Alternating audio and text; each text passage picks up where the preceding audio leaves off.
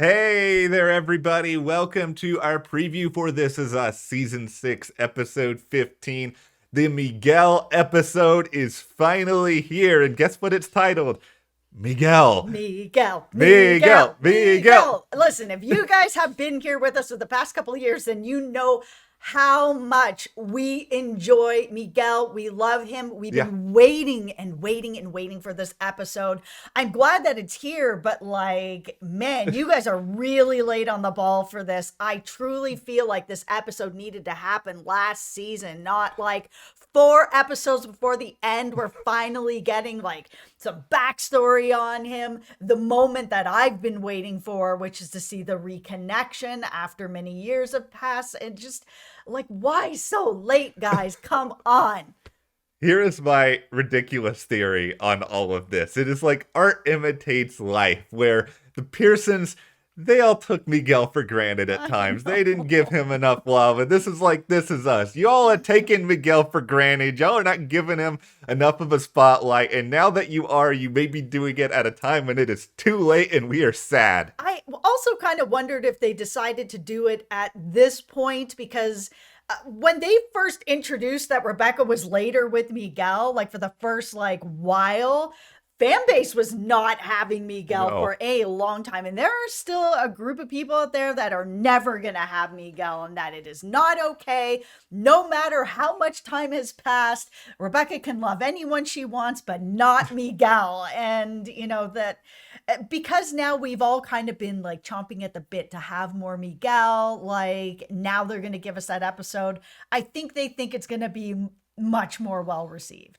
And you know what? It probably will be, because Miguel, this is a safe space for you. And we love you. We are not going to hate. We have always been in your corner. Absolutely. All right, before we go further, hit that subscribe button, because we have This Is Us reviews, previews. We're doing coverage twice a week on it. I know we're in the final season, but there is still so much good stuff to come. Yeah, we're also going to be covering Handmaid's Tale when that's coming up. We had a poll up here at the channel, and we saw that a lot of you guys are watching Handmaid's Tale, so we know that we are going to be covering that as well. We're also covering Blacklist.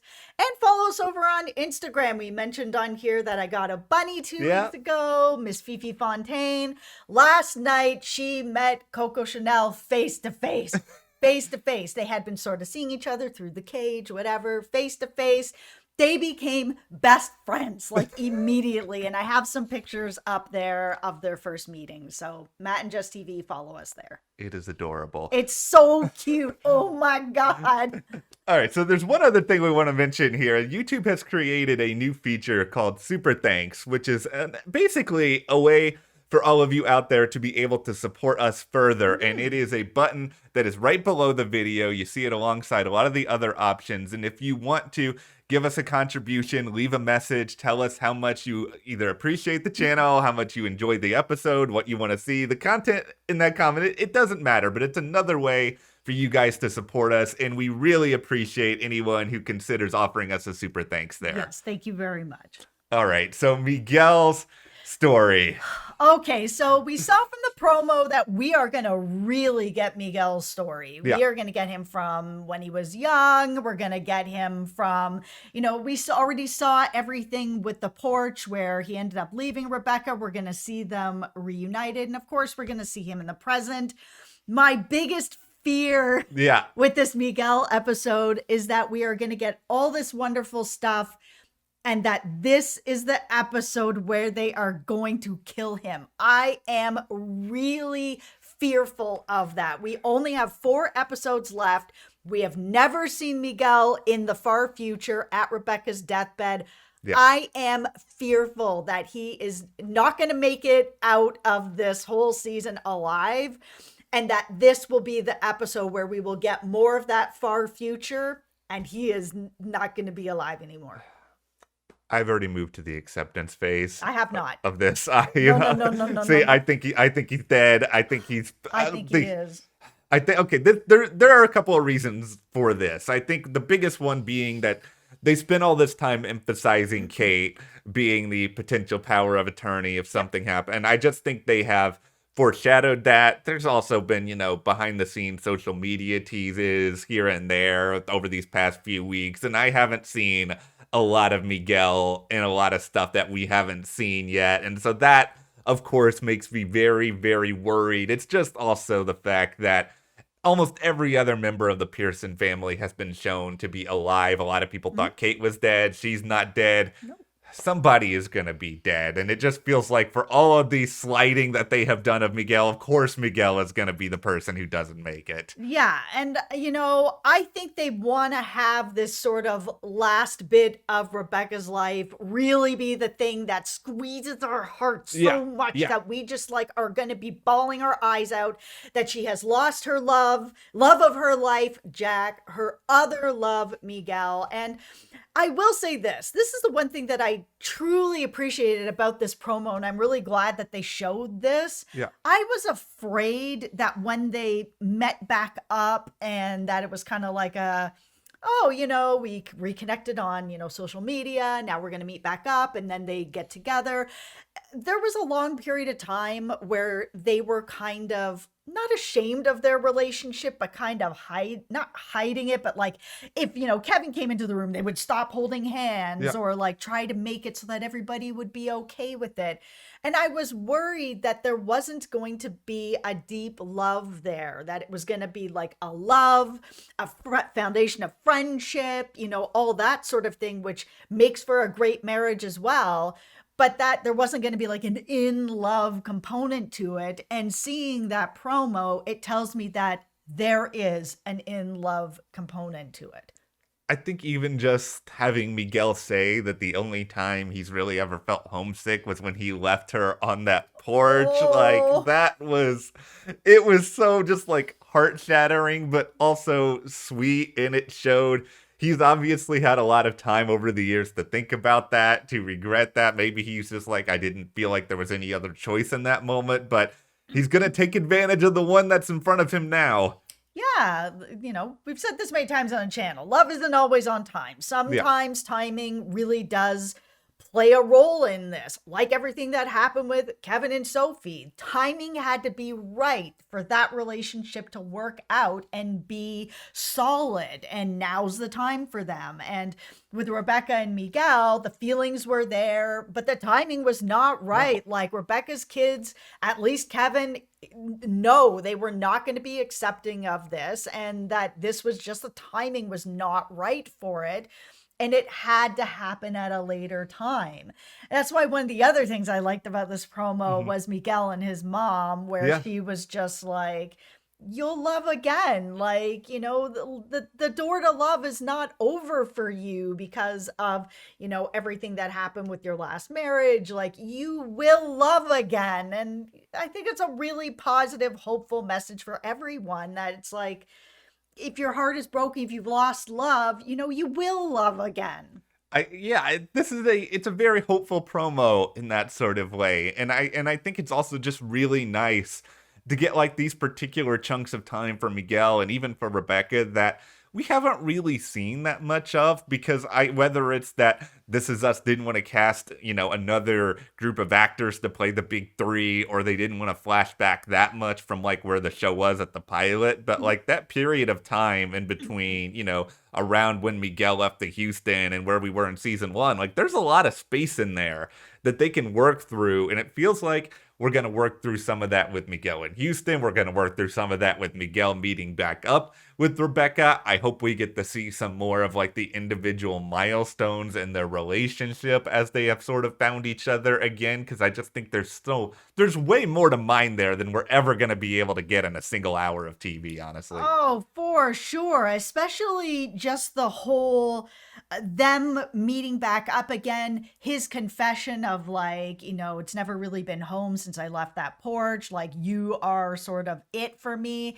For the two of them, yes, many years have passed after that, but just the same, I want to see how they dealt with that, like some of the guilt that they might feel about it. Miguel felt so much guilt that, after what Kevin said to him, oh, if you think that my father would be okay with this, he would never be okay with this.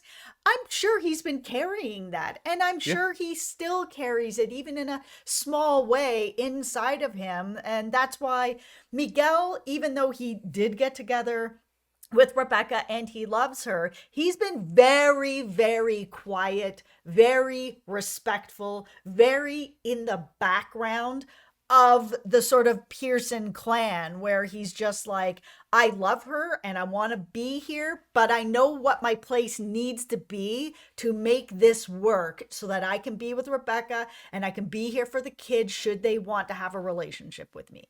He has taken a very deferential role. He has willingly said, okay, you know what? I'm not going to try to be some big time family patriarch. And I don't know if that's taken a toll on him or not over time. But I guess we'll find out. I guess my worst fear is, because I'm already assuming that he's going to die. If he doesn't die, we can do a little dance throughout the video with joy. But assuming that he's going to die, my worst fear is that something is going to happen, like a heart attack, or he dies in his sleep, or something where he doesn't get that moment for other people where they tell him how much he means to them. And I think we need that as viewers. And I think characters like Kevin, Kate, Randall, like, they need to express that to him. I don't want Miguel's entire story to be so sad where he just dies without having that, like, explicit love that's not really acknowledged to him all the time. Yeah, I mean, we had a little bit of that at the wedding. We saw that he walked Kate down the aisle, which to me was like such a huge moment. Like, there was a lot of people that thought her brother should walk her down or someone else, but that's her stepfather. And having, I have a really great stepmother. She is a 10 out of 10 aces. I love her. And having a good relationship with a step parent and stepchild, it is so wonderful, and it is something that isn't shown on TV nearly enough. So I absolutely love that. And I feel like him and Kate are on really, they're really good terms. That's a huge honor to walk her down the aisle. Then we also saw with Randall where Miguel asked, hey, can we go and just have a drink of wine together? And later Miguel had a bit of a breakdown, but he was expressing to Randall, man, I just really enjoy spending time with you. You're the only person that understands, wine and how much, I really love wine and you really love wine. That's a connection for us. And I want to have that connection with you where I just think about that and spend time with you, with the only Pearson that gets me on that level. The Kevin of it all is still kind of where that needs to come in before I think Miguel's dying in this episode. And I hate saying it. I know. You guys know how much I love him. The episode is called Miguel, and we don't know where he is in the future. We don't. It feels like, ultimately, it feels like that's the reason why we're getting it at this point, is that they wanted to tell the complete life and death story for this character. Because, I mean, we're going all the way back to him as a kid. We even see, like, Kid Miguel in a part of this. My stomach hurts. I know. Okay, well, just remember this, everybody. Tuesday night, after the episode, we'll all go on here with just, we're going to need each other. Like, I can't even comprehend it. We're going to need all the comfort food in the world. I hope I'm wrong. I want to take the biggest L in history that I am wrong, and he is not going to die at all, let alone in this episode. Please let me be wrong. Listen, this is Dear God, please let me be wrong. You guys have allowed us to have, like, these believe in miracles, super sweet stories, like, Kevin and Sophie finding each other after all these years. You guys have given us happy things.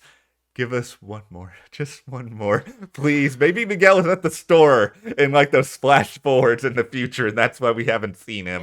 It's possible. I mean, that's the other... Who knows? We haven't seen Kevin's wife, who is going to be Sophie in the future either, but I mean, she's there. All right. Well, we'll be back. Hit that subscribe button, guys, so you don't miss any of our coverage. Follow us on Instagram at JessTV, and we will see you here next time.